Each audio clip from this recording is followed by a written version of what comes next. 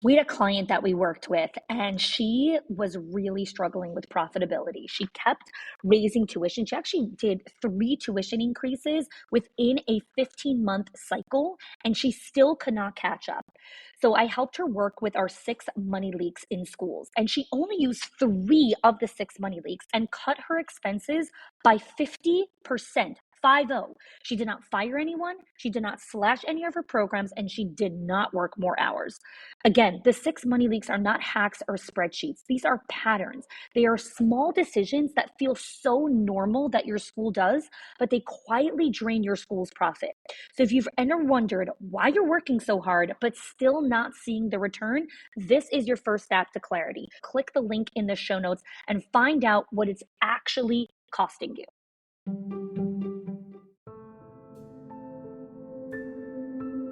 Jennifer Bulmer is the owner of Juvenescence Child Development Centre in Calgary, Alberta, in Canada. She's a proud mom to 2 teenage daughters, ages 13 and 15, and has a huge sense of humor, emotional intelligence, and wit that consistently comes across in our conversation today. Her energy is incredible, and she just has this "it's all going to be okay" attitude that's really served her very well in her life. With 25 teachers, 85 families, and 110 children, the news of the COVID pandemic coming closer to her school doors was something that she didn't really have a heads up about or ample time to really prepare for in the way that she wanted to. We begin our conversation with Jennifer sharing the model and infrastructure of her program, as well as her mindset in some of those early days, with the Canadian government giving out certain subsidies and money. Jennifer was really forward-thinking with her strategies about how she wanted to use the resources to make her school better. I'm not a news person, so I'd heard the word COVID, but I don't really pay any attention to that stuff. When it affects my corner of the world, I'll know about it. And so I didn't really have any feelings about it until I heard a rumor that schools might close. All of our schools are inside public schools. We were being told by the school board, no, we're not closing. We're not closing. We're staying open. And our kids, we said goodbye to them on Friday. Have a good weekend. We'll see you Monday. And then over the weekend, the government announced that schools and childcare mandatory closure. And so my feelings about that were, we didn't get a heads up to be able to prepare and to really, say goodbye, to set our families up, our kids up with that closure. And so, we said goodbye on Friday and see you on Monday, and Monday didn't come for 2.5 months. And that was really hard. And so, the news came, and all of a sudden I'm off the couch and upstairs and calling my executives being, okay, what's our plan? Who do we call? How do we notify families? Because some of them aren't watching the news. They're going to show up tomorrow morning for childcare, and we're not there. So that was kind of our initial, feeling and response to the news that we were going to be closed. The government actually made decisions about if you got to stay open for essential workers. I know in the States, everyone got to choose, I stayed open with 10 kids. They stayed open with 8 kids. The government here drew a circle around hospitals and where first responders would be working, essential workers, and picked winners and losers about who got to stay open during that time. And I'm actually okay with that. I'm okay with being on the losing end of that. We got to have 2.5 months where we got to reset. We got to really think out all of our policies and procedures and train our people really well around COVID protocols, but also around mental health, theirs and the children's, and how we support families and how we show up, how we build in a curriculum that allows for the children to share what they're going through, and one that builds in movement that allows the children to shake it off. That just gave us, I think, tremendous strength when it came to reopening. We were prepared, and like everyone else who got to open, they were like every day scrambling with, what do I do today? What do I do today? We got to kind of learn from some others. Actually, in the States, one of the ladies from the Owners Only group they're a few weeks ahead of where we were on the curve. So she was sharing her information with me. So even though we didn't have government guidance, we had a pretty good idea of what might be coming and could really prepare our policies. And we looked at how do we make the most out of this time. And one of the things we did is our government had a 75% wage subsidy. So I laid off the majority of my staff. The ones that I kept worked 75% of their hours, and the government covered 100% of those wages. So we really minimized our overhead in that way. And then we used some money to hire practicum students, work experience students who, I could hire 4 of them for the price of one, essentially. And the government was paying 75% of their wages. And to redo our website, to standardize our policies, to look at all of everything from an HR perspective. And so we looked at what good could come out of this COVID situation. And well, if the government's giving away money and I can hire people to do these specialized things that I can't do, I'm going to take advantage of that. When crisis hits, we are naturally seeking leadership and guidance. We want someone to tell us what to do, where to go, and reassure us that everything's going to be okay. But what if you are the leader? What if you are the person who needs to do all of that? That is a big responsibility. And while many leaders leaned on their mentors and advisors and community of leaders, there was a lot of siloed decision-making that needed to be made in the moment. And the stakes could not be higher, with actual life or death consequences. Jennifer shares how she built her resilience muscle, how some of it comes from inside of her, and how she was raised, and how she continues to flex this muscle through her daily leadership practices. She's always asking herself, how can I do more with less? How do I use these resources better? How can I create more efficiency here? It's from these constraints that I can make amazing work. Her belief is what you have today is enough. And she always works from that. For me, it's a lot of innate. I just am good at adapting and rolling with what comes. And we've always had practicum students, but always in early childhood education. Yeah. And I'm like, why can't we have practicum students from other disciplines? So they were work experience. We paid them minimum wage because they just wanted to get their foot in the door and get some experience.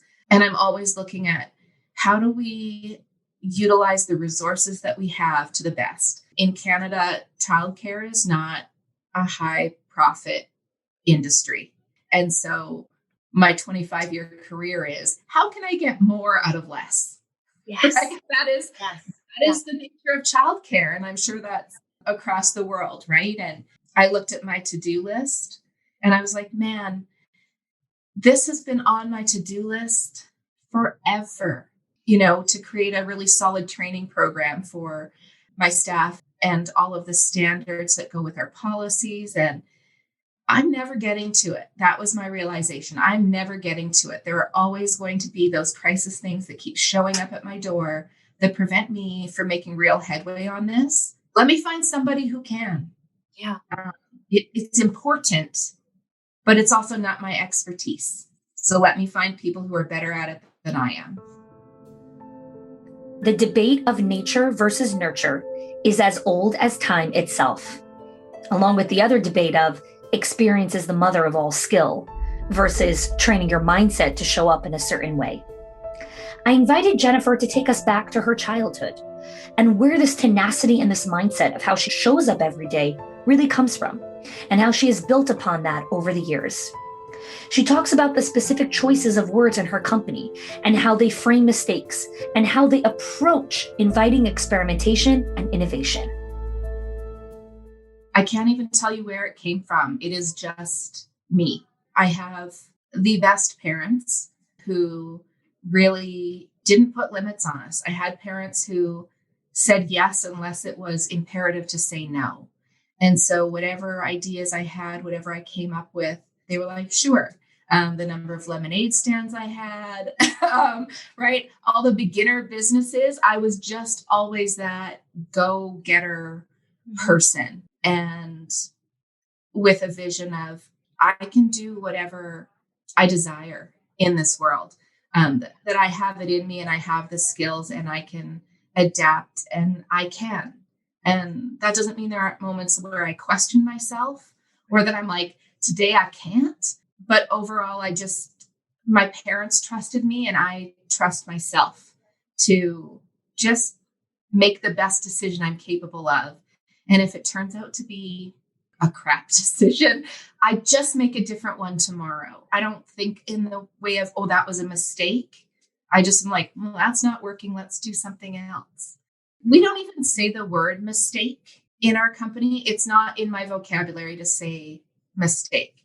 We just say, this isn't working well. What do we learn from it? And now we adjust and we carry on.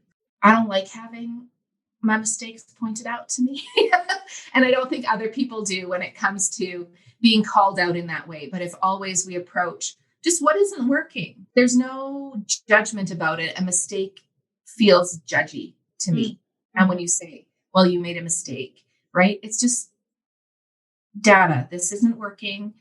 What can we do? Where do we go from here? Let's carry on. And that attitude where nothing is so big that it's worth getting riled up about, and having a calm approach to managing each of those situations and carrying on gives my people peace of mind that I've got their back, because it's not about judgment. It's we are a family. We are in this together. It's not your mistake. This is our problem. And so we carry the burden together. And it just gives people permission to try new things, but also to not be afraid. I know a lot of centers, licensing shows up and everyone's like, licensing's here. And everybody like scrambles, and my people don't bat an eye. Nobody cares that licensing shows up. Nobody cares when accreditation shows up, because we have really high standards. And if you make a mistake, we're just going to adjust and carry on. And so nobody needs to scramble. And that attitude is just who we are as a company. Jennifer is raising teenage daughters. And with the lockdowns in Canada, her kids had to adapt to virtual school learning and not being able to see their friends as often, or sports or other outlets that they have. Jennifer had a specific approach of how she dealt with all of this and is continuing to navigate this season with her children. Some of the insights that she shares here and her choice of words that she uses with her children are an inspiration truly to other moms of teenagers as well. I have the most independent of children. When I worked frontline with kids, the kids that I struggled to connect with were kids that were just higher needs when it came to attention. And so I really worked hard to raise kids that were independent, that were capable, that could cook for themselves, did chores around the house, were self-motivated. And one of the things that helped us through COVID was I don't ask my kids about their schoolwork ever. If they want to share what happened in their day, my kids will share. But I never say, do you have homework? Because it's just one more thing to nag about. When you have kids at home, especially teenagers, it's a constant, could you just pick up the clothes off the floor? When's, I know you're not going anywhere and you're not doing anywhere. Could you maybe take a shower today? Could that be on your priority list? They get out of bed. No, seriously, their alarms go off in the morning. They open their computer. They do their school via Zoom. They haven't brushed their teeth. They haven't even got out of bed yet. The teacher does attendance and says, here is your assignment. And then they turn off their cameras and go back to bed for 30 minutes. And my husband is super concerned about that. I don't care. As long as they're getting their schoolwork done, I don't care. And whose job it is to follow up on their schoolwork is not mine. It's the teacher's. And I've raised my kids to be, it's your life. You get to make it what you want. So I don't nag about homework. You want to get a crappy grade? It's your life. It's your knowledge. And so that has really helped us to be able to enjoy having our kids at home, is because I'm not also taking on the burden of teacher. And because I've raised really self-motivated, independent children, they do all of their schoolwork. My oldest one made the honor roll this year, even though her health problems keep her home from school a lot. Even when they were in school for a period of time, she comes home She watches the recording of the class, she figures out the work, and she catches up on her schoolwork, even when she's been home ill with health problems. And so, that just allowed us to enjoy our kids more. And then I adopt kind of the same approach of my parents, where I just say yes more than I say no. You want to hang out with your boyfriend? Great, I'll drive you there. Do you need me to pick you up later? You guys want to go somewhere? I'll drive you there. I'll pick you up. It just alleviates a lot of the battles in our house. And then as far as work, I just showed up in the same way I have always showed up, which is I'm available to my people, strive to be empathetic, even though that's, feelings aren't really my thing, but also with flexibility. And that's how I've always shown up for my people. So I didn't really have to adapt too much. I just had to be patient with listening more to things that were hard for me to listen to, because I had my own things going on with my family. We had several people pass during COVID, and some in a very tragic matter in the largest mass shooting in Canadian history. And so I had my own emotional things, and then people were coming with their emotions. And so that was the one big thing for me, is how do I listen and take that without taking it on as my own problem? Because I got enough of my own stuff, keeping the business afloat, being available to my family, and managing my own emotional well-being. Many of you listen may pride yourself in being the fierce mama bear of your school. You're the nurturer, the caretaker. Maybe staff come over to you and want to give you hugs in the morning and have FaceTime with you, which is super special. And you love loving on your team. You love being there for them and nurturing and taking care of them and giving them all these things.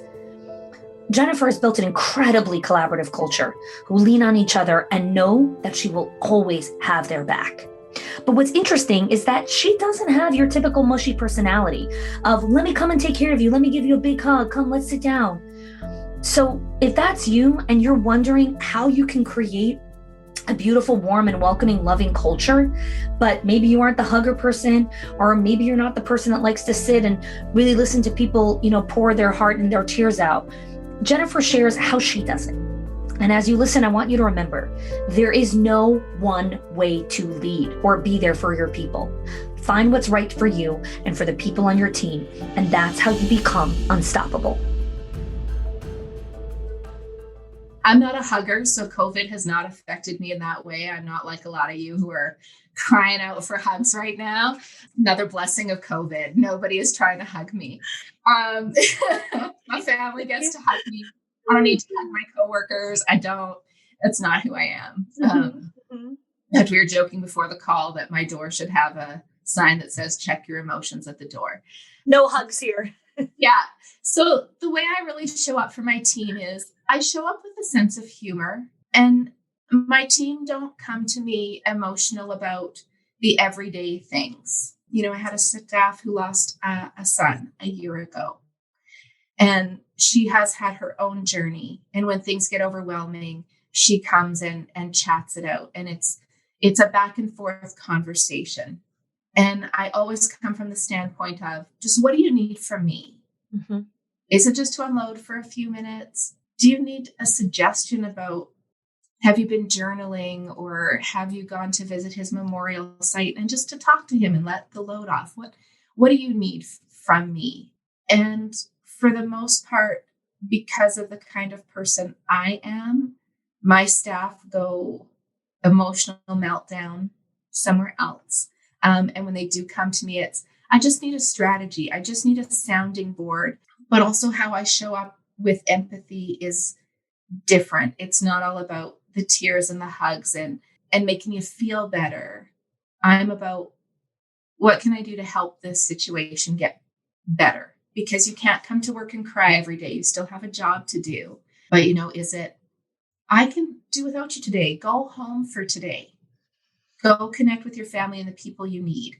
I had some staff over Christmas who, because of our restrictions here, were going to be alone at Christmas. So the conversation was, how do we connect with them over the holidays as an executive team? How do we make sure that they're cared for? What's that check-in look like? I had another one that had foot surgery and another one who was on quarantine. Never a dull moment. Right. And so over Christmas. And so, like she can't cook dinner standing on broken ankle that's healing. Right. And you can't even get to the grocery store. So we ordered them Christmas dinner, pre-cooked Christmas dinner, and I delivered it to their house Christmas Eve so that Christmas Day they had dinner for their family. And so I don't show up so much in an emotional way, but I'm still thinking of you and knowing you're having a hard time. And I care. Yeah. I just don't care over Kleenex and crying. I think when you open the door also to the emotional floodgates of your staff, you become the team therapist, and that prevents you from doing your job, and it makes it a place where people can just come and unload all the time. I don't come and unload on my employees. I have to take my emotional things somewhere else. And I just don't think it's appropriate for in the workplace for that to be just the standards. You can have empathy and you can have flexibility and you can have compassion without being a 24/7 therapist. As we start to look at the horizon once again, and we begin to dream, we begin to lift up our heads to see, wow, what can we do here? What is possible? Jennifer shares what's on the horizon for her and for her company, and what she's really looking at for herself. We were in a period that felt like survival, but because I've always been somebody who looks at how we do more with less. Mm-hmm. We had the resources to carry us through COVID, and in fact are, at least financially, as stable as we were before COVID started, despite having 50% enrollment and needing 100% of our staff for COVID protocols. So for us, what we're really looking at for the future is how do we diversify a little bit so that future crisis doesn't have such an impact. So I'm looking at getting into the next phase of my career, which is to do some consulting and to step back and allow the business to, and my trusted people to run that on my behalf, which is hard because this is my baby and was my dream. But also we're looking at what things have we created as far as tools or programming that could be supportive of other people, and looking at, could we put some of those things on Teachers Pay Teachers and create another revenue stream and share the work we've done. There's no point in anyone starting at square one and creating the wheel. There have been others that come before you. And so I want to start to share that knowledge and the things that we do really well at Juvenescence out into our larger community and supporting that. And so that required us to look at where is the company now and what is our structure. And we did do some restructuring so that, we've got the people and the resources in place. And now we're hiring those visionary people when positions come available that are have a little more technological bent, that can spend part of their day in ratio with the kids, but part of their day doing some of those technology things. Yeah. And so we're just looking at, how do we meet those goals now? Wherever you are in your leadership journey, remember, it starts with you. It starts with you looking inward on who you are, how you want to show up, and how you want to lead. And now, Jennifer and I would love to hear from you. What resonated with you most from our conversation today? Please join us in our Schools of Excellence Lounge, which is our free Facebook group, and join us in the conversation.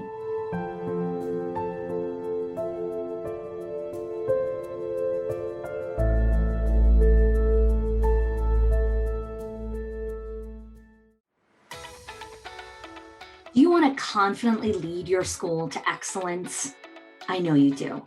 I know that you're working so hard right now, but it's diffused energy in a lot of different directions. Whatever it is that you want to achieve in your school, whether that's higher retention, skills to hold staff accountable, the ability to start passing the baton to the next in line, the skills to lead difficult conversations, how to get teacher buy-in, parent buy-in, how to schedule a calendar so you can have a life outside of work, how to find the confidence inside of yourself to trust your decision making and the ability to lead other leaders, the ability to truly step into your greatness for everything that you know that's already inside of you. The Directors in Our Circle and our Owners HQ programs are our premium experience for school leaders to take their skills, their mindset, and their confidence to the next level. We do this through coaching, through training, and accountability. You see, I want to be your guide in the journey so you can be the hero of your life. My team and I will guide you every step of the way to ensure that you get results and a transformation in your school. Because if you want things to change, if you believe in your heart that you have what it takes to make that transformation, and you want someone to guide you, to give you the tools, to hand you the scripts, to give you the done-for-you systems, to show you the templates, to show you every step of the way what's next, and you want a community of other amazing leaders to support you so you never feel alone, then I want you to apply for the Directors in Our Circle or Owners HQ program to see if you are a fit. You could go to khani.me/join the DIC or click the link in the show notes. If your accountant has ever told you to cut back on professional development or slash your teacher appreciation budget or your staff development budget just so you could stay afloat, or has told you, hey, you probably can't go invest in that program, please listen. The problem is not that you're spending too much money on your people or yourself or your investment or your support system. It's that your school has invisible money leaks that are draining your profit, leaks that no spreadsheet will ever catch or accountant. So I created the 6 money leaks of schools that show you the 6 core areas that schools lose money every single month without realizing it. If you close even one of them, your profits will start to soar without sacrificing your team. Go get it now and stop blaming the things that are actually building your school.